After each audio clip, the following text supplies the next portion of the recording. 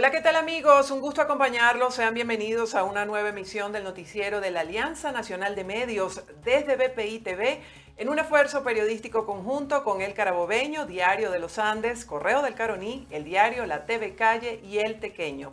Reafirmamos así nuestro compromiso semanal de llevarles la información precisa y veraz sobre lo que ocurre en Venezuela. Comenzamos. Muchos en Venezuela se preguntan, ¿es seguro volver a construir en La Guaira tras los terremotos del 24 de junio? Esta es la interrogante que se planteó El Diario para su última investigación. Mientras el Estado anuncia planes para un renacimiento de las zonas destruidas, expertos alertan sobre la vulnerabilidad del terreno y la urgencia de cumplir con normas sismo resistentes. En El Diario se contrasta la realidad física del terreno con los planes de reconstrucción, en un trabajo realizado por el periodista Jordán Flores, que busca entender cómo preparar el Estado para el futuro. A más de un mes de los terremotos del 24 de junio surge la pregunta sobre si es seguro volver a construir sobre este mismo suelo. Hoy, La Guaira se encuentra entre la urgencia de la reconstrucción y la sombra de los errores del pasado.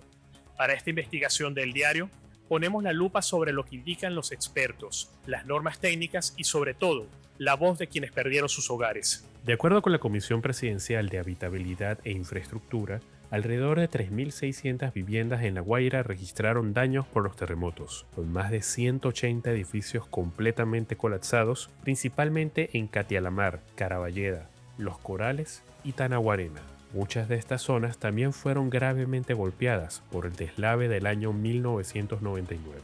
Aunque todavía no se han podido analizar a profundidad los restos de los edificios para determinar las causas de su colapso, expertos apuntan a diferentes hipótesis, como la inestabilidad del suelo cargado de sedimentos, la corrosión de sus bases por el salitre e irregularidades en el proceso de construcción o la calidad de sus materiales. Sin embargo, coinciden en que a pesar de la sucesión de catástrofes naturales que han azotado la región, La Guaira está lejos de ser un lugar inhabitable. Que nosotros siempre viviremos en zonas sísmicas. Nosotros estamos entre tres fallas fundamentales en el país. Son la de Boconó, la falla de San Sebastián, que pasa por la costa de Caracas y el estado de La Guaira, y se une con la falla del Pilar. Estamos sujetos frente a la placa del Caribe, la placa suramericana, que se mueven constantemente.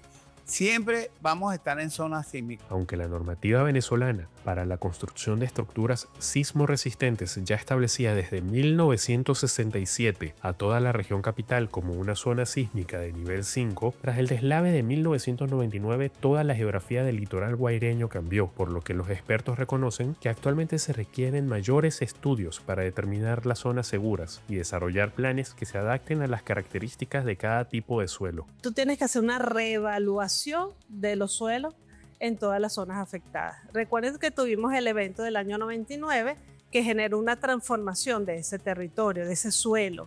Y ahora, con este evento sísmico, por supuesto, la composición, la capacidad de carga también es cambiada, modificada. Entonces, ahorita es muy aventurado decir dónde se permite, dónde no, porque tienes que estudiar cuál fue el impacto de este evento sobre la estructura de ese suelo y poder determinar cuáles son las zonas que se mantienen como áreas protegidas, por ejemplo, las asociadas a los cursos de agua, cuáles tienen que ahora convertirse en zonas de protección por condición geológica o geotécnica, cómo quedó la costa de Vargas frente a posiblemente eventos de erosión costera, cuál es el nivel de estabilidad. En el caso de La Guaira es que ya había estudios sobre los suelos, ¿verdad? Que esos estudios quedaron todos ordenados, pero que al final no se usaron para nada. ¿Por qué? Por los años, pues. En el año 67, yo recuerdo, la mansión Charaima, se cayeron unos pisos y otros edificios en la parte de La Guaira, aparte de los edificios que se cayeron aquí en lo que es Los Palos Grandes. De Los Palos Grandes pasa hacia lo que es la parte de La Guaira también. O sea, que son suelos que tienen problemas también de tener mucho líquido, y por eso el problema de licuefacción, ¿ok? O sea, tienes líquido ahí mismo. La primera invitación es hacer un plan para Vargas, ¿ok? Puede ser para todo el estado de La Guaira o por sectores, estamos hablando de planes especiales, siempre de la mano de profesionales y siempre de la mano de la comunidad. porque la comunidad también tiene derecho a decir qué es lo que quiere para su territorio. Precisamente el equipo del diario visitó algunas de las zonas afectadas en Caraballeda para saber qué respuesta han tenido los habitantes sobre el destino de sus hogares, posibles reubicaciones y, especialmente, si desean o no seguir viviendo en La Guaira después de esta tragedia. Ya empezaríamos esta vez porque ya es la segunda vez que nos quedamos sin casa. Empezaríamos por nuestros propios méritos ya. No queremos ir ni a ningún refugio ni nada de eso. Sé que para mucha gente todavía le gusta, La Guaira es muy hermosa, pero no viviría más nunca aquí. Yo tengo fe en que nosotros podemos recuperarnos. Creo que ya vivimos una tragedia en el año 99, donde de verdad nos levantamos pues, acá en La Guaira. Nosotros tenemos fe de que podemos hacerlo. Quien ha estado en refugio y sabe de que cómo se vive en un refugio, sabe que eso tarda años. Eso no va a ser respuesta para ahorita, no. ¿Qué es lo que deberían de hacer ellos? Realmente ver quiénes son las personas afectadas a través de este terremoto y le den su merecido beneficio. Yo no regresaría a La Guaira. Primero, tengo una herida muy grande que sanar y cerrar ciclo por ese lado. Segundo, no me veo aquí todavía. Y no lo veo seguro en el sentido de que el gobierno haga otro edificio para volvernos a meter aquí, sabiendo más todavía de que construyeron ese edificio encima de un lago. Entonces ya no es confiable, pues. Los expertos coinciden en que La Guaira puede resurgir nuevamente como una ciudad plena y habitable, pero únicamente bajo criterios técnicos rigurosos y con planificación adecuada, y sobre todo con transparencia por parte del Estado, incorporando a los gremios en sus planes de vivienda y desarrollo urbano. Aquí en futuro, tú tienes que definir cuál va a ser el futuro de todo lo que es La Guaira. Si va hacia el turismo, tienes que reordenar y rezonificar las edificaciones en cuanto a su estructura y a su altura, sobre todo en cuanto a su altura y el sistema que te dan los estudios, tanto urbanos de los suelos como en específico de la parcela tal. Hay mucho trabajo por hacer y lo importante es empezar por un catastro, por ejemplo. ¿Dónde están las propiedades? ¿De quiénes eran? Hacer un censo. ¿Cuál es la población que está, que va a quedar, que se va a reubicar allí? ¿Cuál es la necesidad más imperante? ¿Qué tipo de población tenemos? Adultos mayores, niños más jóvenes. ¿Cuáles son los equipamientos que requiere el Estado y que fueron destruidos? ¿Cuáles se pueden fortalecer porque permanecen? Y después que tengamos esas condiciones y variables urbanas es que vamos a poder avanzar en la fase de construcción. Los mapas de riesgo y las advertencias de los expertos coinciden en algo fundamental. El impacto del desastre no depende solo de la fuerza de la tierra, sino de qué tan preparados estamos para enfrentarlo. La reconstrucción de La Guaira exige planificación, rigor y respeto por las normas técnicas, para que la prevención se convierta en la base del futuro. Reportó para el noticiero de la Alianza Nacional de Medios, Jordan Flores, El Diario. Les contamos que la comunidad científica del estado Trujillo alerta sobre el riesgo de enfermedades luego de eventos sísmicos, como los registrados en Venezuela, y llama a reforzar la formación médica. Alexander González, de El Diario de los Andes, con el reporte. Tras los sismos registrados el pasado mes de junio, la comunidad científica de Trujillo, a través del Instituto Experimental José Huitremundo Torrealba de la Universidad de los Andes, alertaron sobre el riesgo de un resurgimiento de enfermedades emergentes y reemergentes como la malaria, la leishmaniasis y el Chagas, debido al colapso de los servicios básicos, lo que favorece la proliferación de patógenos y vectores. Queremos recordar qué pasa cuando hay malaria, qué pasa cuando hay leishmaniasis, qué pasa cuando hay enfermedad de Chagas. En el caso de los desastres se desajusta todo. Entonces pueden surgir cualquiera de esas. U otras, por ejemplo, problemas de agua, pueden haber enfermedades transmitidas por el agua, por alimentos. El Dr. Brown hizo hincapié en la brecha de conocimiento que puede existir en las salas de urgencia si no se mantienen capacitaciones periódicas para garantizar diagnósticos oportunos de patologías que se creían bajo control o erradicadas. Hay casos en los hospitales donde los médicos no conocen la malaria, porque había años que no llegaba la malaria, a pesar de ser una enfermedad de obligatorio reporte. ¿Okay?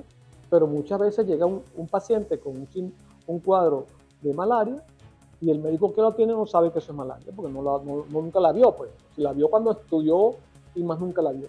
Entonces no la puede diagnosticar. La comunidad académica de la Universidad de los Andes en Trujillo hizo un llamado a las autoridades sanitarias y gremios médicos a promover jornadas de actualización diagnóstica. Consideran que retomar de manera periódica estos temas es la herramienta más eficaz para habilitar el sistema de salud venezolano ante cualquier eventualidad sísmica o ambiental. Reportó para el noticiero Alianza Nacional de Medios, Alexander González, Diario de los Andes. Y a más de un mes del doble terremoto en Venezuela, sigue sin llegar ayuda para las familias afectadas en la zona costera del estado Miranda. Daniel Murolo de El Tequeño Noticias nos trae el reporte. Unas 12 familias del sector Valle Seco, en Tacarigua de Mamporal, municipio Brión, del estado Miranda, quedaron prácticamente en la calle, luego del doblete sísmico del pasado 24 de junio. Como no hemos sido tomados en cuenta por ningún agente, pues tuvimos que quitar el SIM para poder hacer un anexo allá atrás, que de hecho es preferiblemente estar afuera que allá adentro, porque de igual manera nos mojamos todos pidiéndole a Dios todos los días que sea no tomada en cuenta, porque de verdad que paso las noches llorando todas las noches pidiéndole a Dios que nos tomen en cuenta, porque no hemos sido tomados en cuenta en nada. ¿Cuántos son ustedes? Somos 3. Ahí en mi ranchito que hicimos el anexo somos 3 personas nada más. ¿Hay niños? Sí, hay una niña de 12 años. Entre los afectados destacan al menos 6 niños y un lactante que están en peligro al permanecer en viviendas que sufrieron serios daños y cuyos padres quedaron incluso sin trabajo. Es muy fuerte pues porque yo no trabajo. Mi pareja sí trabaja, pero o sea, es difícil porque cuando todo esto del terremoto, él quedó sin trabajo y esto, pues, o sea, y nadie nos ayuda, literal nadie. Sí tenemos unas familias que nos ayudan en algo, o sea, nos colaboran y eso, pero, o sea, aquí no nos han dado ninguna ayuda. Las lluvias de los últimos días han empeorado la situación, por lo que han tenido que buscar refugio en casa de familiares y vecinos. Con este colapso tuvimos que salir, pues. Yo por lo menos ahorita nuevamente, porque no tengo dónde vivir, estoy aquí y estoy allá, donde mi mamá. Entonces, la otra prima que vive aquí también está aquí al lado de una familia también que le están dando auxilio. Y estamos así, y reparando así para, usted sabe, poner la cocina, la cuestión, porque no tenemos en realidad donde... ¿Ayuda? Ninguna. Aquí han venido gente de la alcaldía, a ver, sí, vamos a ayudar, pero como usted puede ver, no han dado ayuda. Desde el municipio Brión del estado Miranda, para la Alianza Nacional de Medios, reportó Daniel Murolo del Tequeño Noticias.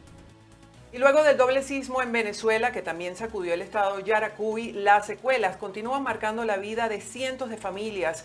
Mientras algunas reciben atención y avanzan en su proceso de recuperación, otras permanecen atrapadas en la incertidumbre, esperando así respuestas y soluciones. San Felipe y Veroes reflejan hoy dos realidades distintas de una misma tragedia. Ricardo Tarazona de El Carabobeño nos cuenta más. En el municipio de San Felipe, un total de 50 viviendas sufrieron afectaciones por el doblete sísmico. Esta es la casa del señor Edgar Rodríguez, ubicada en el sector Punta Brava, una de las 50 casas que, de acuerdo al alcalde de esta ciudad, será restaurada en su totalidad.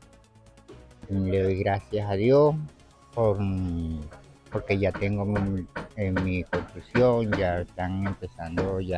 empezaron mi construcción y mi casita. Tenemos afectación de unas 50 viviendas, de las cuales 5 de ellas colapsaron totalmente y ya iniciamos el proceso de construcción de estas viviendas para apoyar en nuestro municipio de San Felipe a todas las personas. Estas 5 viviendas vamos a asumir desde la alcaldía la construcción total de las mismas. Y el resto de las 45 vamos a estar iniciando procesos de entrega de materiales de construcción. Pero la realidad de otras familias es completamente diferente. En Veroes, por ejemplo, esta familia no sabe con certeza si tendrán o no acceso a una vivienda. Esta espera se ha vuelto una agonía, pero como te digo, estamos viviendo de la misericordia de los demás, lo que nos han dado la gente. Nos traen artículos personales, comida, ropa, porque nosotros quedamos prácticamente sin nada. Y el gobierno vio eso, pero no le ha tomado mucho cuidado, no le ha puesto mucho cuidado a uno, pues. Eso es lo que yo te quiero decir. Porque si en verdad ven una casa caída, ¿cómo van a arreglar una casa que se gritó? Y es triste y lamentable, pero es la verdad. Cada municipio tiene su realidad. Mientras algunas familias han sido atendidas oportunamente, otras permanecen en la incertidumbre. Desde el estado Yaracuy reportó para la Alianza Nacional de Medios, Ricardo Tarazona, El Carabobeño. Y vecinos del bloque 7 de La Rinconada en Coche, en Caracas, siguen entre daños estructurales, evaluaciones y medidas preventivas, aunque aseguran que distintas inspecciones han determinado que el edificio puede ser recuperado luego de los sismos. Todavía esperan respuestas concretas para habitar con seguridad sus viviendas. Ayrton Monsalve de la TV Calle tiene la nota. Etiquetados que no significan automáticamente una respuesta y soluciones a las problemáticas identificadas. Esto es lo que viven los vecinos de la urbanización La Rinconada en el sector de Coche, específicamente el bloque 7, tras más de un mes de los movimientos telúricos. Las evaluaciones han cambiado de color, pero los vecinos siguen esperando que comiencen las reparaciones. Los primeros días quienes vinieron fue Fumbicis y nos dijo que había un desalojo preventivo con etiqueta roja, mas nunca se puso la etiqueta. O sea, solamente fue de palabra. De hecho, el informe dice que es etiqueta roja con desalojo preventivo. Los últimos que vinieron fue una comisión presidencial que sí revisó también, hizo las mismas evaluaciones que hicieron todos, llegaron a la misma conclusión todos de que sí hay solución, de que el edificio tiene solución. Y sí nos etiquetaron, pero esta vez con amarilla, porque lo que ellos alegan es que las otras columnas están haciendo su función, excepto una que es la que tenemos dañada. Ya era cuestión del primer paso, era apuntalar. Pero mientras esperan una intervención, los costos y las dificultades recaen sobre familias con recursos limitados. Y lo que vemos pura gente mayores, principalmente, dependemos de la pensión nada más. Como ya tuviste las paredes, como están los apartamentos no sirven las paredes ni nada de eso. Necesitaríamos pues que nos ayudaran bastante, o el mismo gobierno que nos pudiera ayudar y por lo menos en las columnas, que también es la principal, que podemos venir para acá. Ahorita, bueno, no han dicho nada si nos van a ayudar a la columna o nos van a ayudar a las paredes o algo así. Hay que pagar mensualmente un dinero por el alquiler de esos 6 que tenemos. Y en realidad, acuérdate, como te dije, aquí lo que vemos es pensionado. Quienes permanecen en el edificio también han tenido que modificar su rutina para reducir los riesgos. Podemos dormir en la sala de la casa, poner colchones junto con mi esposo y mis hijos y los demás vecinos. No podemos usar lavadora, tenemos la llave del gas cerrada por precaución. No podemos llenar el tanque de agua por el problema de la columna. Vecinos solo esperan que sus hogares no se vuelva de manera permanente un lugar de absoluta incertidumbre. Reportando para la Alianza Nacional de Medios, Ayrton Monsalve, la TV Calle. El pasado 24 de junio muchos perdieron su hogar en Venezuela, pero se negaron a perder la esperanza. Entre clases particulares de ajedrez y franelas confeccionadas con pulso firme, los Sequeira son una de las familias que nos enseñan cómo se le gana la partida al desastre. Irene Mejías tiene la historia. El 24 de junio muchos perdieron su hogar, pero se negaron a perder la esperanza. Entre clases particulares de ajedrez y franelas confeccionadas con pulso firme, los Sequeira son una de las familias que nos enseñan cómo se le gana la partida al desastre. La familia Sequeira no está en mate. Jordan y Nurmeli buscan salir adelante y empezar de cero tras ser sobrevivientes del terremoto de La Guaira el pasado 24 de junio. Esta es su historia. Cuando la tierra tembló, la familia Sequeira lo perdió todo bajo los escombros de su hogar. Sin embargo, decidieron que el miedo no movería sus fichas. Hoy pernoctan en un taller de costura y entre tableros de ajedrez e hilos de esperanza nos enseñan cómo se le gana la partida al desastre. Damos nuestras piezas completas, mientras que otros compañeros míos de la infancia, sus piezas de familia ya no estaban completas. Estamos hablando que eran piezas debajo de los escombros. Entonces, entre esos sentimientos encontrados nació la proactividad o la idea de avanzar, de comenzar desde cero. Listo, está bien, La Guaira, terremoto, ¿ahora qué vamos a hacer? La vida continúa, tenemos que avanzar. ¿Cómo ayudamos a otros? Porque no nos veíamos en ese método de quedarnos en un refugio y depender y ahora y hoy qué vamos a comer y qué nos van a traer. Incertidumbre, miedo, pavor en que en cualquier momento, de hecho allí empezaron las réplicas y sentíamos que no estábamos seguros en ningún lado. O sea, el hecho de ya estar juntos era estar bien y si venía una réplica y que ya no la íbamos a contar, por lo menos estábamos juntos. Sebastián y Samantha Sequeira son reconocidos campeones nacionales de ajedrez en La Guaira. Hoy, el tablero ya no es solo un espacio de competencia deportiva, sino el sustento para reconstruir su día a día. Tras perder su vivienda, el padre de la familia, Jordan Sequeira, junto a sus hijos, impulsa un emprendimiento de clases particulares de ajedrez para costear los gastos de esta nueva etapa. Queríamos enmarcar, utilizar esa herramienta para dar clases online, clases presencial, que sean ellos como atletas, que den clases a otros niños y ellos puedan interactuar. Y incluso los primeros días estuvimos visitando refugios. Aún dentro de nuestra adversidad, dentro de nuestra aflicción, nosotros visitamos el refugio de Parque del Este. La estrategia familiar se completa con las manos de Niurmeris Sequeira. Entre los escombros de su casa logró rescatar su herramienta de trabajo más preciada, su máquina de coser. Con ella, confecciona franelas impresas con un lema que resume el espíritu de todo el hogar. Esa misma necesidad de no quedarnos nosotros de brazos cruzados, sino de poder ayudar.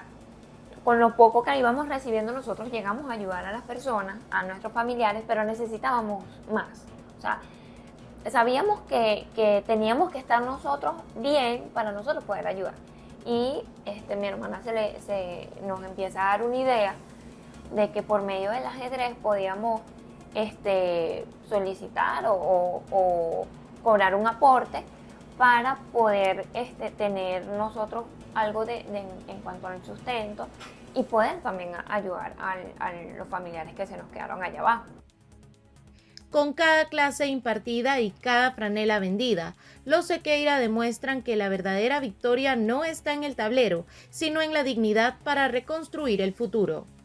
Si usted desea comunicarse con la familia Sequeira, puede hacerlo a través de la página de Instagram Jaque Mate a la Adversidad.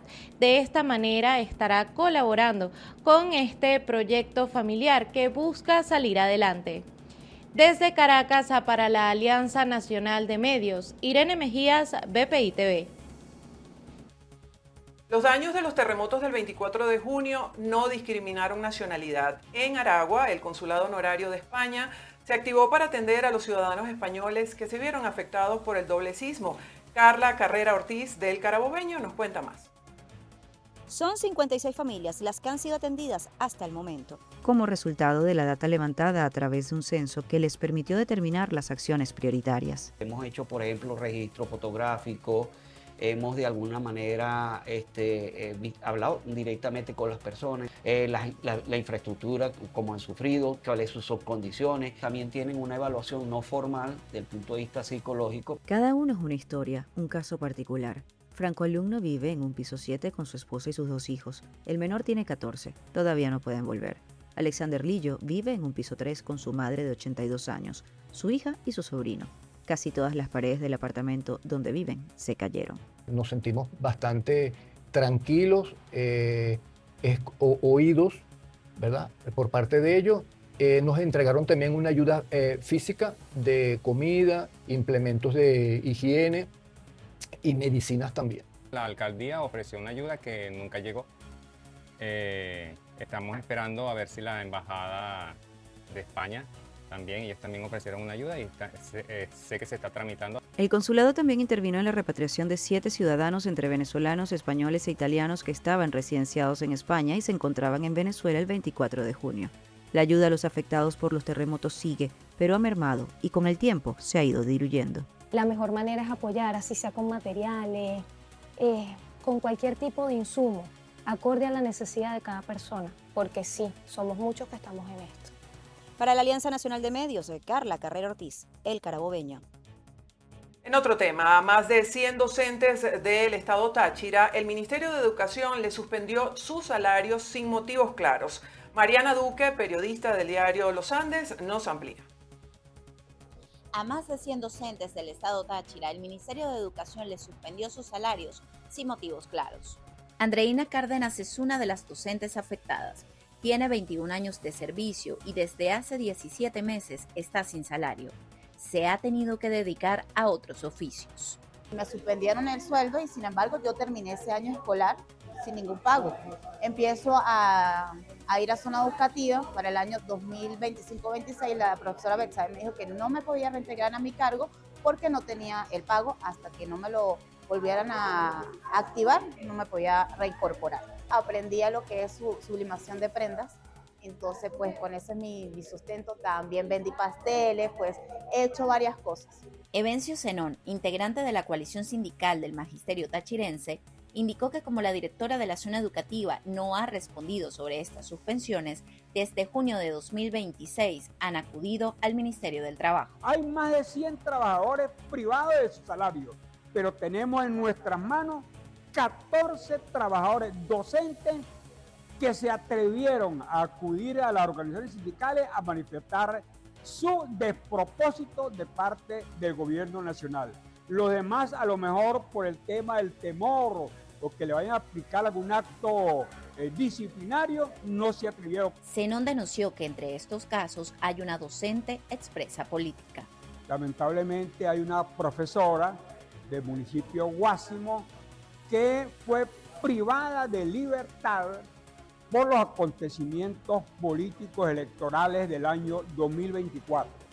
Ella, sin ningún tipo de justificación, llegaron a su casa, la sacaron de su domicilio, se la llevaron detenida y tuvo unos cuantos meses privada de libertad en Santana, y después que sale de esa prisión de manera irresponsable, irregular, se encuentra que le han suspendido el salario. Dirigentes gremiales denuncian que la mayoría de los casos con salarios suspendidos son de mujeres, lo que consideran además una agresión de género. Para el noticiero de la Alianza Nacional de Medios, Mariana Duque, Diario de los Andes. Desde el estado Sucre, Andrea Fabiani del Correo del Caroní nos informa que lo que inició como un trabajo preventivo en el sistema Turimiquire se ha convertido en una grave crisis hídrica que mantiene a los habitantes de 3 municipios de esta zona oriental del país sin agua por tuberías desde hace 5 meses. Este escenario ha obligado a los ciudadanos a modificar su cotidianidad y ha afectado significativamente su calidad de vida, llevándolos a cargar agua a kilómetros de distancia y muchas veces pagar por este servicio. No ha sido fácil con el tema del agua. Hemos pasado bastante trabajo en este sector. Por lo menos en mi caso, que yo soy una persona con discapacidad de la columna, no puedo cargar agua. Siempre he tenido que estar pagando para traer el agua. O mis nietos que ya, bueno, cansados de cargar agua. Para bañarnos, como para lavar, para hacer todos los quehaceres del hogar, tenemos que saber administrar esa cantidad de agua que se nos da. El gobierno regional ha empleado un cronograma de suministro por tuberías de forma rotativa para las distintas comunidades, así como mantiene activa una flota de más de 70 cisternas. Sin embargo, esto no suaviza la crisis y mucho menos las consecuencias a nivel físico, económico y mental que agobia a los ciudadanos. Económico, psicológico, de toda forma, porque aparte de que hay que cargarla también, porque cuando no viene cisterna hay que cargarla de un trecho largo. Llega por medio de cisterna cada de entre 8 o 10 días. Es que llega el agua por medio de cisterna, que distribuyen todas las comunidades adyacentes. ¿Cuándo será restituido el servicio de agua por tuberías? Es la pregunta que se hacen los ciudadanos y que las autoridades aún no pueden responder. Mientras tanto, la población continúa tratando de resolver su día a día. Para la Alianza Nacional de Medios, Andrea Fabiani, Correo del Caroní. La crisis eléctrica en Carabobo vive su peor momento y esto es un reflejo de décadas de desinversión. Ahora el gobierno regional busca revertir los daños, pero los tiempos son extensos y no hay recursos. Ahora, con el doble terremoto del 24 de junio, la crisis se profundizó y las comunidades pasan hasta una semana sin electricidad. Armando Díaz del Carabobeño tiene la nota. Carabobo está viviendo quizás su peor momento en cuanto a la crisis del servicio eléctrico. El terremoto del pasado 24 de junio dañó 600 megavatios que se habían restituido a la red del Servicio Eléctrico Nacional, de acuerdo a lo afirmado por el gobernador Rafael Lacaba. Sin embargo, a pesar de los intentos desde la gobernación, en las calles la realidad es otra. Los apagones son cada vez más constantes y se juntan con las fallas, aumentando la zozobra y la desazón de los carabobeños. Sobre esta realidad profundizamos a continuación. Que no cuidan lo que el Estado o lo que gobierno central le da la mano para que hagan lo que tienen que hacer.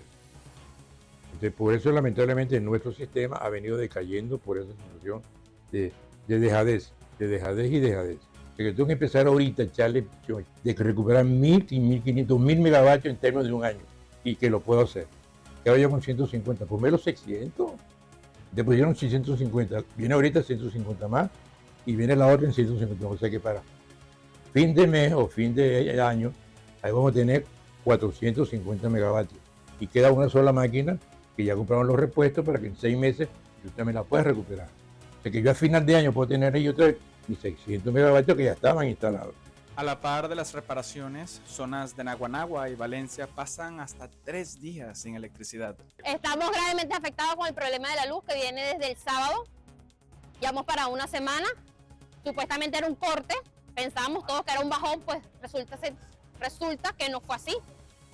No se puede, de verdad, paciencia. Yo le voy a decir a mi hijo, sí, tienen paciencia. Ay, me pica un zancudo, me da dengue. Ah, bueno, paciencia, sí, voy a ir para el doctor con que... O sea, no, de verdad, son muchos afectados, son demasiadas familias afectadas. ¿Hasta cuándo vamos a seguir con eso? Entonces, de paso, tenemos media luz y de paso nos las quitan, pues, ¿qué es eso? Para la Alianza Nacional de Medios, reportó Armando Díaz, El Carabobeño. Mientras tanto, en Anzoátegui, los cortes eléctricos tienen una duración de 4 a 6 horas por bloques, acumulando hasta 12 horas o más al día sin el servicio. Esta problemática está afectando drásticamente a la población estudiantil universitaria. Marky Briceño de BPI TV nos ofrece más detalles. Los cortes eléctricos en el estado Anzoátegui se han intensificado de una forma crítica con un esquema de doble racionamiento y apagones diarios, afectando sectores de la zona norte como Barcelona, Lechería, Puerto La Cruz y centros urbanos como Anaco y El Tigre. La verdad, todos estos cortes han sido un gran problema, pues he tenido muchas actividades que se me han acumulado y para poder sobrellevarlas he tenido que ir a un lugar u otro que en ese momento tengan luz y tengan un UPS por lo menos para poder llevar mis tareas a cabo. Porque en mi casa como tal pienso, se me han dañado los dispositivos, se me han dañado el refrigerador, el internet, todas esas cosas. Entonces, de urgencia a última hora he tenido que entregar las cosas. Han sido muy complicados, pero se ha podido sobrellevar. Aunque preferiblemente si se solucionara este problema, bueno, sería mucho mejor. La estudiante de ingeniería María Marcano resaltó que cuando ocurren los cortes eléctricos, las autoridades universitarias proceden a desalojar a la población estudiantil de las aulas, impidiendo culminar las evaluaciones. Cuando no hay clases aquí en la universidad, siempre nos sacan porque no podemos quedarnos adentro cuando no hay electricidad y eso nos quita mucho tiempo. A veces no podemos incluso hacer las evaluaciones y después nos quitan tiempo, nos quitan los puntos incluso. Mucho de luz últimamente, ha habido muchos problemas, sobre todo para nosotros que estudiamos sistemas, ya que estamos mucho con las computadoras y todo esto. Y sobre todo cuando estábamos en materias online, teníamos que mandar evaluaciones y no, pues se va la luz y no podemos. Gracias a Dios los profesores han sido buenos con nosotros y nos han permitido, han sido considerados con las evaluaciones y la luz, pero no, sí ha sido bastante problemático. Por mi parte yo no he tenido nada que se haya destrozado en mi casa, pero entiendo que mucha gente se ha sufrido esta consecuencia. Ante los constantes racionamientos de electricidad, las universidades públicas y privadas de esta región del país han tenido que reestructurar sus dinámicas académicas y operativas. Desde el estado Anzoátegui, soy Marky Briceño de BPI TV para la Alianza Nacional de Medios. Mientras tanto, las fallas sistemáticas del servicio eléctrico en el estado Mérida han dejado de ser un problema técnico para convertirse en un estancamiento al desarrollo económico y una amenaza a la salud mental de sus habitantes. Jade Delgado, del Diario de los Andes, con la información. De acuerdo con la advertencia de los gremios empresariales, los constantes apagones se han consolidado como el principal obstáculo para la productividad del sector industrial, comercial y pequeños emprendedores del estado Mérida. El entorno empresarial debe moverse en un escenario donde todos los servicios públicos funcionen. En el caso concreto de los Andes y más en especial el estado de Mérida, tenemos más de 20 años con una crisis eléctrica instalada que no nos permite realmente desarrollar todo el potencial que tienen las empresas, sobre todo el sector industrial, que es el de los más afectados, aunque al final tanto el sector comercio como la pequeña y media industria también está afectado. El impacto negativo causado por la crisis eléctrica también afecta al sector salud. Personal médico ha manifestado su preocupación al respecto y exigen soluciones. es un problema que mantiene a la población en una entera incertidumbre, en una angustia, en una ansiedad total de no saber en qué momento podemos planificar nuestra vida, en qué momento podemos salir, el miedo que tienen sobre todo nuestros adultos mayores en Mérida de no poder subir o bajar de sus apartamentos, el miedo que en la oscuridad, en las noches, ya ha habido muchos reportes de personas que sufren traumatismo, sobre todo adultos mayores y niños, la edad más vulnerable, sufren traumatismo por estar andando a oscuras. Eso crea un clima de zozobra de incertidumbre que afecta profundamente la salud mental de todos los merideños. Este inconveniente deteriora cada vez más la calidad de vida de las personas, pero además genera gastos adicionales al causar daños en equipos de línea blanca, televisores y electrodomésticos. Los equipos se dañan porque justamente falla la electricidad y eso es constante. Entonces ahora no son 3 horas, son 4 o 5 horas. Y entonces no, y tampoco dicen si en la mañana, en la tarde o en la noche. Entonces estamos fritos igualitos, claro. ¿Se le ha dañado hasta algún electrodoméstico, algún equipo? La nevera, por supuesto. Y es que son constantes las quejas por parte de los habitantes de la entidad andina. Y es que incluso actividades deportivas, recreativas y de esparcimiento se ven interrumpidas cuando se registran las fallas del servicio eléctrico. Desde el Estado Mérida, para la Alianza Nacional de Medios, Jade Delgado, Diario de los Andes. Mientras tanto, los zulianos expresan su angustia por las constantes fallas eléctricas, pero albergan esperanzas de que un cambio político en el país pueda traer soluciones. María Carolina Quintero de BPI TV tiene el reporte. Los zulianos, al igual que todos los venezolanos, viven un sinfín de inconvenientes. Sin embargo, las fallas en los servicios públicos, en especial las fallas en el servicio eléctrico, son de los mayores anhelos que tienen los ciudadanos para una pronta solución, tomando en cuenta que se inician unos nuevos ciclos de negociaciones entre la oposición y el oficialismo.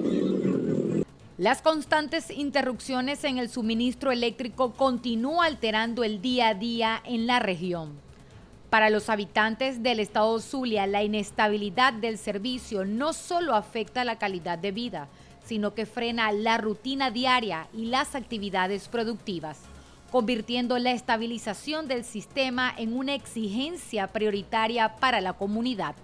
La electricidad, el agua, hasta todo momento son los dos servicios que más nos ha costado y de verdad estamos sufriendo lamentablemente por esta situación. Podría ser, yo sé que la cosa es bastante engorrosa porque ha habido mucho deterioro.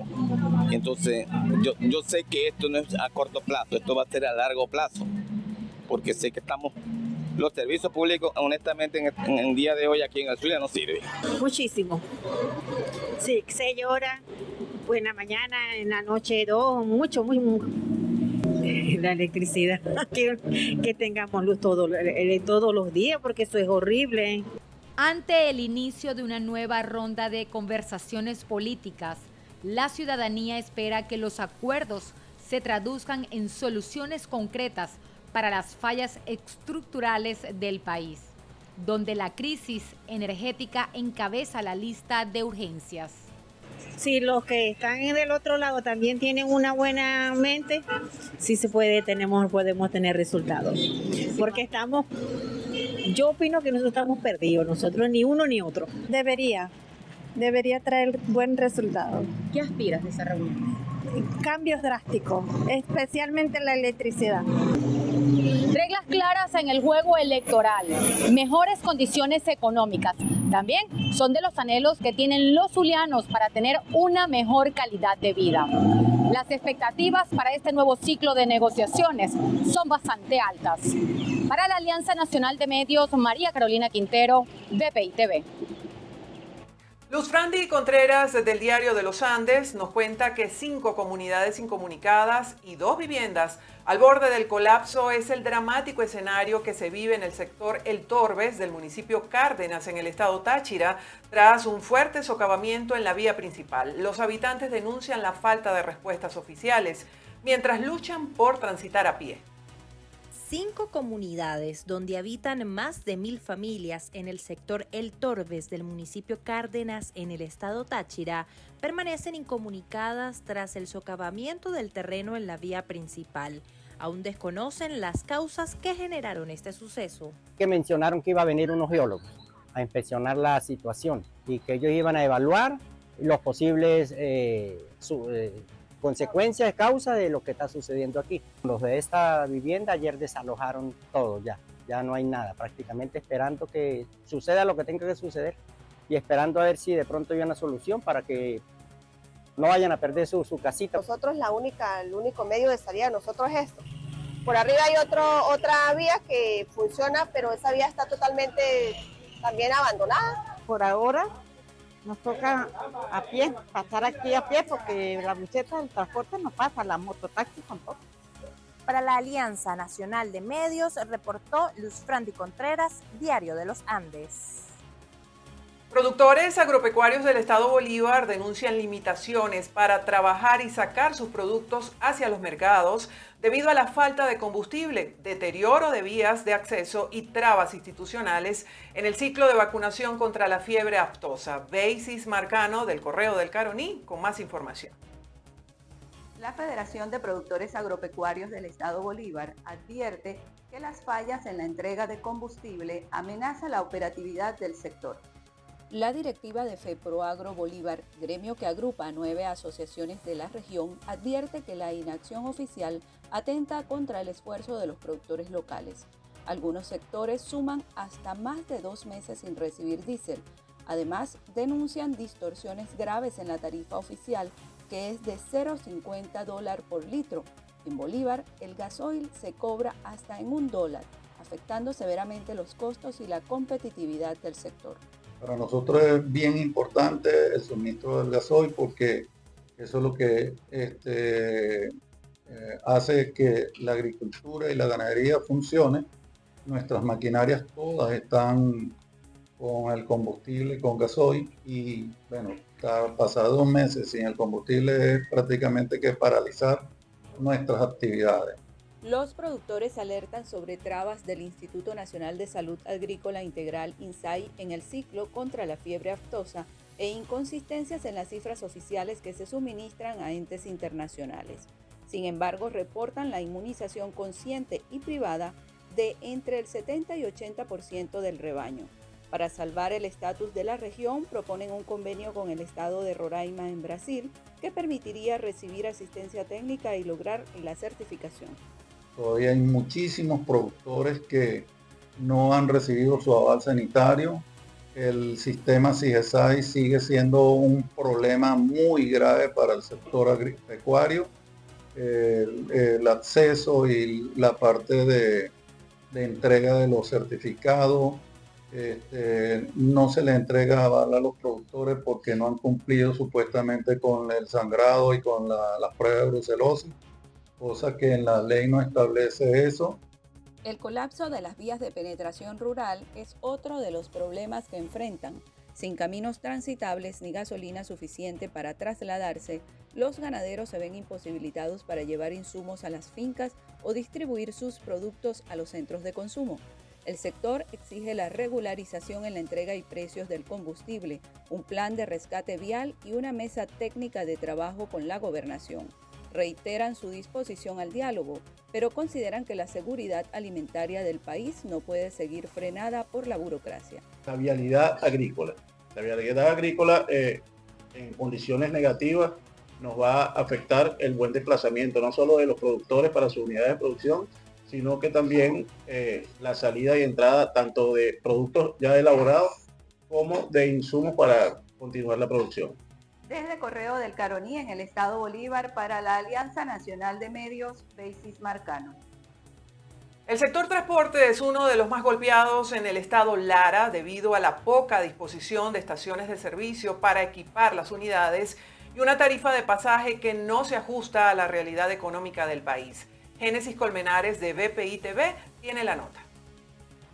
De acuerdo con el Sindicato Automotor del Estado Lara, los transportistas deben pasar entre 7 y 8 horas en cola para poder surtir de combustible, paralizando la jornada de quienes intentan trabajar. Nos llega muy poco combustible, aparte de que anteriormente nos habían asignado 2 estaciones de servicio aquí en Iribarren, del terminal y la sindical, pero esto todavía sigue siendo insuficiente porque apenas que nos surten son 60 y a veces 50 litros, 21 estaciones de servicio a gas nada más que funcionan 9. Cuando se dañan algunas de estas estaciones de servicio colapsamos, entonces tenemos que o durar de 7 a 8 horas en las colas o amanecer en las estaciones de servicio, que eso nos hace bastante complicado para salir el siguiente día a prestar este servicio tan importante. Sobre la tarifa del pasaje urbano, el gremio anunció que a partir de este 1 de agosto la tarifa subirá a 25 centavos de dólar según la tasa oficial. Frente a esta realidad, los usuarios comprenden el dilema de los choferes, pero advierten que pagar la nueva tarifa resulta cuesta arriba debido a sus bajos ingresos. Las busetas te cobran 200, 250 los sábados y domingos, que son días, dicen ellos, de fiesta. Pero para nosotros, el salario es pírrico, es un salario miserable, es un salario que no nos compensa. Yo ahorita voy a vender esta harina en 200 bolívares para poderme ir a costear. Yo voy hacia el oeste, yo voy hacia el Tostado, hacia el barrio Bolívar. Y para mí esto es triste, que yo esté vendiendo la comida para poder trasladarme hacia el oeste. Ahorita todo está tan costoso que el pasaje, pues, para los conductores de las rutas también es difícil, pues todos los repuestos, todo está tan caro. Pese a esta situación, el gremio ratificó su disposición al diálogo con las autoridades en aras de buscar soluciones que garanticen la estabilidad del servicio. Desde el Estado Lara reportó Génesis Colmenares de BPI TV para la Alianza Nacional de Medios. Conmoción y repudio ha generado en el estado Amazonas una serie de hechos violentos registrados en los últimos días en Puerto Ayacucho.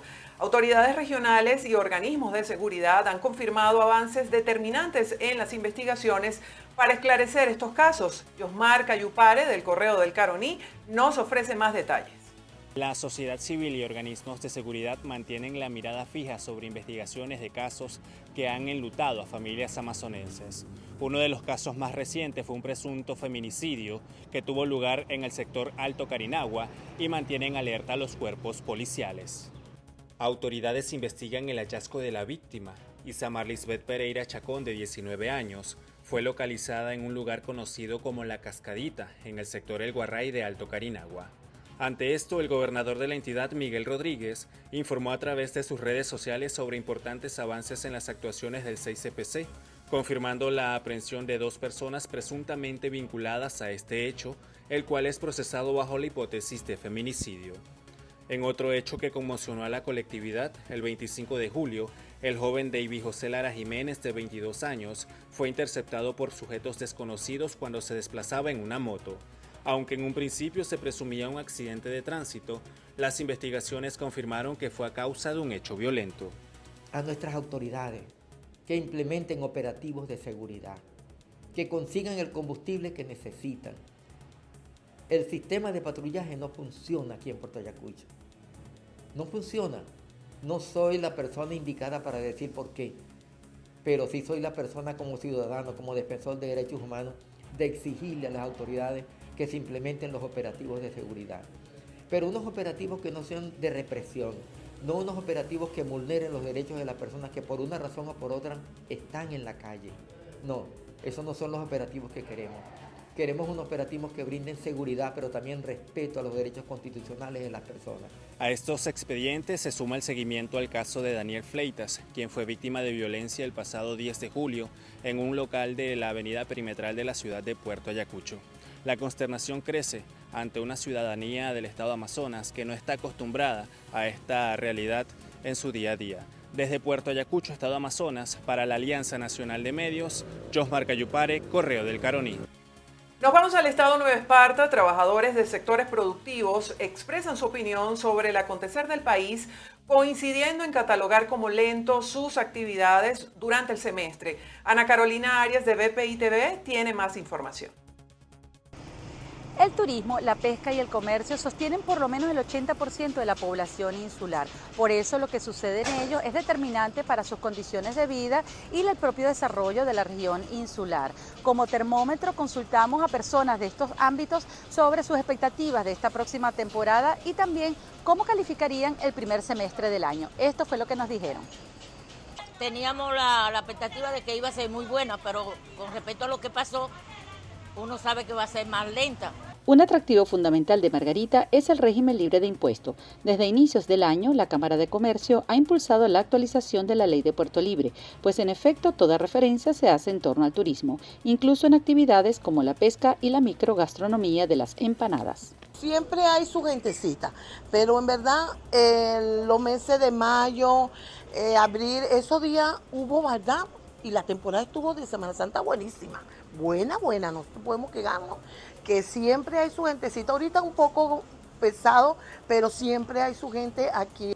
Sobrevivimos aquí porque sabemos cómo son y cómo es el proyecto de pesca aquí con las manos. Tanto el negocio formal de tiendas como los que complementan los servicios, transportistas, artesanos, sienten un semestre sin mayor avance. Hubo como un declive fuerte, a comparación de diciembre, que veníamos como en una alza, veníamos con una estabilidad, más o menos, pero ahorita desde enero para acá ha sido un declive fuerte. La temporada prácticamente no hay, ahorita hay un luto nacional con lo que ha pasado, honestamente. La gente no viaja, la mayor parte de la gente que viajaba es la de Caracas, Maracay, Valencia. El 80% de los hoteles cancelaron, honestamente. Prácticamente temporada no va a haber. La conclusión es clara. El turismo es lo más transversal del Estado de Nueva Esparta. Por eso cada balance depende de las condiciones de los posibles visitantes para vacacionar. Desde la isla de Margarita para la Alianza Nacional de Medios, Ana Carolina Arias, BPI TV. Y en el marco de un nuevo capítulo de negociación entre gobierno y oposición, el ciudadano de a pie se muestra incrédulo ante posibles resultados concretos, tomando en cuenta los precedentes más recientes de intentos de diálogo. Sin embargo, el tutelaje de Estados Unidos como actor diferenciador brinda a los venezolanos cierta expectativa de un verdadero cambio político. Joan Álvarez de BPI TV tiene la nota. A pesar de que la liberación de fondos retenidos en el exterior es uno de los posibles puntos a negociar en la nueva etapa de diálogo político, los venezolanos se manifiestan escépticos ante el verdadero uso que se le pueda dar a estos recursos en medio de la tragedia por el doblete sísmico. Inversión en el tema salud, aquí el venezolano que no tenga seguro se muere o se va dejando perder por mengua porque no tiene para acceso a medicinas, un pensionado no tiene acceso a comprar medicamentos. Si te pasa algo no tienes para operarte, entonces bueno, lamentablemente lo que pedimos es que se fortalezca la parte de la salud y por supuesto que continúe la seguridad. Bueno, que lleguen a un mutuo acuerdo de las dos partes y que sea lo mejor para el país. Ojalá todo esto de los terremotos haya servido para que la gente se una, que creo que sí sirvió, y que bueno, y que el país salga para adelante porque en estos 8 meses la cosa se puso más ruda. Son parte de las peticiones del venezolano común que, si bien no se siente representado en esta negociación, exige transparencia en cuanto al futuro político inmediato del país, que según los testimonios pasa por la convocatoria de una elección presidencial. Cambio porque el país lo requiere. O sea, es decir, es necesario convocar elecciones presidenciales para definir. Lo más pronto posible. ¿Crees de alguna forma que están dadas las condiciones para esto en este momento? Ahorita, como lo del terremoto, no están dadas las condiciones, pero se requiere las elecciones para que haya un cambio profundo en este país. Es la herramienta, esa elecciones. Elecciones. ¿Por qué? Porque los que están no son legítimos, son ilegítimos.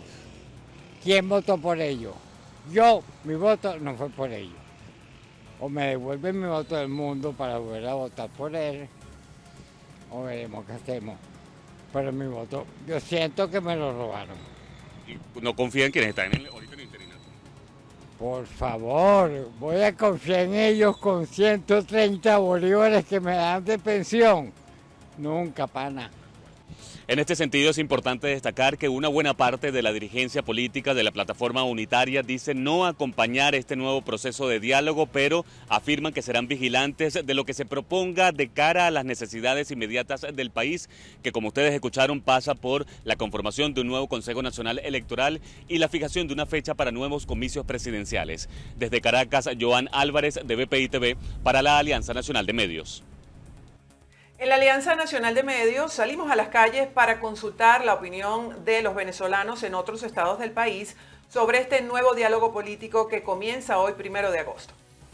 considero que lo que va a pasar el 1 de agosto, esos diálogos que van a haber son sumamente importantes porque de alguna forma van a contribuir para el futuro de nuestro país, y todo lo que está pasando en La Guaira, creo que ningún partido político debería de tomarse la atribución de decir que esto lo hice yo, lo estoy haciendo yo. Es algo de humanidad, es algo de sentido común. No, porque ambas plataformas están velando por sus intereses políticos y no realmente por lo que estamos pasando a consecuencia del doble terremoto y todo cómo tenemos que recuperar el estado de La Guaira. Si realmente ese va a ser el tema de la reunión que van a tener, me parece una excelente iniciativa siempre y cuando sea para apoyar a la población. Es primordial porque si estamos hablando que hay 3 fases, recuperación, estabilización y transición, entonces esto entra dentro de la fase de la recuperación. Hay muchos hermanos venezolanos que hoy en día están sin casa, no tienen absolutamente nada, y esto debe ser una agenda primordial, un tema primordial en la agenda que debe iniciar este 1 de agosto. Va a comenzar a estar bien, ¿verdad? Con este diálogo entre el gobierno y la oposición. Lo que queremos es paz, tranquilidad, ¿qué más puedo decir? Cónchale, la economía principalmente de este país, pues, ¿ves? Que es algo muy importante. Pues nosotros tenemos por antecedente ya que los diálogos no han funcionado acá en este país, entonces veremos qué tipo de diálogo se plantea en este momento. Yo apuesto de que ese diálogo tiene buenas perspectivas y creo que a partir del 1 de agosto comienza a tratar un tema económico en Venezuela, pero va incluido muchos temas allí. En estos momentos Venezuela necesita menos confrontación y más respuestas. ¿Con qué se come una situación como el abandono total, la ineficiencia después de este doble sismo que se realizó el 24 de junio, donde dejaron a despensa, dejaron al país con la ineficiencia, la incapacidad y generaron tantas muertes en una situación tan terrible como fue este terremoto? No podemos seguir esperando cambios en personas que realmente no lo van a hacer. Juan Valera de la TV Calle nos comenta que ciudadanos del estado Lara se movilizaron esta semana para exigir la publicación inmediata de un cronograma electoral, esto en el marco de los 2 años de las protestas del 28 de julio, fecha de la última elección presidencial en Venezuela. Durante esta semana, en el marco del 28 de julio, los larenses se movilizaron para exigir un cronograma electoral y una fecha para elecciones presidenciales. A 2 años de la elección presidencial del 28 de julio, Vente Venezuela realizó una asamblea ciudadana en la que participaron dirigentes de la organización, representantes de la sociedad civil y ciudadanos larenses. Durante la actividad, los asistentes conmemoraron esta fecha y reiteraron su exigencia de un cronograma electoral, así como la convocatoria de elecciones presidenciales libres para Venezuela.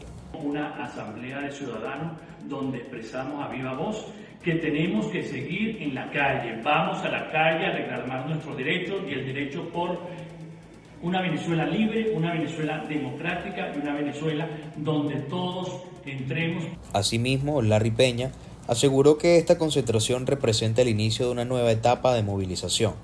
Reiteró que continuarán promoviendo actividades ciudadanas para exigir un cronograma electoral y la celebración de elecciones presidenciales. Vamos en busca de este triunfo y vamos a salir. Este es la primera salida, si se quiere, pero vamos a seguir saliendo para exigir que vengan unas elecciones. Entre los asistentes también participaron jóvenes que respaldaron la convocatoria, señalando la importancia de que la ciudadanía continúe involucrándose en los espacios de encuentro y organización para expresar sus demandas. Elecciones ya. Creo que es necesario para conducir a una transición democrática la publicación de un cronograma electoral donde los venezolanos podamos votar y elegir libremente a quienes queramos que rijan los destinos de nuestro país. A 2 años de los acontecimientos del 28 de julio y tras los hechos que marcaron el primer semestre de este 2026, algunos participantes consideran que el país atraviesa un momento que invita a mantener la esperanza y a fortalecer la participación ciudadana. Este año la situación ha tenido un pequeño rayo de luz que nos permite creer nuevamente en Venezuela, quedarnos en Venezuela y trabajar en la reconstrucción de nuestro país. Desde el Estado Lara para la Alianza Nacional de Medios, Juan Valera, la TV Calle.